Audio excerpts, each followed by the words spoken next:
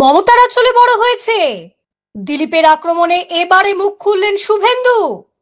বুধবার রাজ্য সরকারের আমন্ত্রণে দীঘায় জগন্নাথ মন্দিরে উপস্থিত ছিলেন বিজেপি নেতা দিলীপ ঘোষ। আর সেই নিয়েই রাজনীতির পারদ চড়ছে ক্রমশ। সৌমিত্র খাঁ থেকে শুরু করে বিজেপির বঙ্গ নেতৃত্বের তাবর তাবর নেতারা তোপ দাগতে ছাড়েননি দিলীপকে। দলের কর্মীদেরও প্রশ্নের মুখে পড়তে হয়েছে এই বিজেপি নেতাকে। এদিকে পিঠ বাঁচাতে পাল্টা নাম না করে বিজেপি নেতাদের ধুয়ে দিয়েছেন দিলীপ। বৃহস্পতিবার সকালে দীঘায় দাঁড়িয়ে চাছা ছোলা ভাষায় বঙ্গ বিজেপি নেতাদের আক্রমণ করেছেন তিনি। বলেন, যারা মমতা ব্যানার্জির আঁচলে বড় হয়েছে তারা নিজেদের ধান্দায় বিজেপিতে এসেছে। যারা এভাবে বিজেপিতে এসে করে খাচ্ছে, দিলীপ ঘোষ তাদের থেকে শিখবে না। দিলীপ ঘোষ জানে কিভাবে লড়াই করতে হয়। এখানেই শেষ নয়, দিলীপ এও বলেন, আমার রক্তে ঠিক আছে, কারণ আমি এ দল ও দল করে বিজেপিতে আসিনি।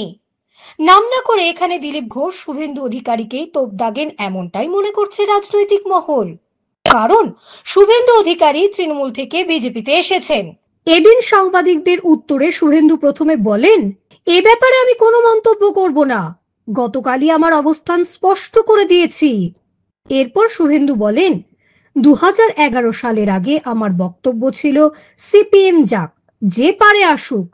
আমার আজকের বক্তব্য মমতা ভাগা, হিন্দু বাঁচাও, বেকার বাঁচাও, এর বাইরে কিছু হতে পারে না। আমার লক্ষ্য স্থির। বিরোধী দলনেতার কথায় ডান বাম কোনো দিক তাকাচ্ছি না। 8 মাস পর তৃণমূলকে হারাবো আর ভাইপোকে জেলে ঢোকাবো। রাজনৈতিক পর্যবেক্ষকদের মতে একই কিছুটা নেতৃত্বহীনতায় ভুগছে বঙ্গ বিজেপি।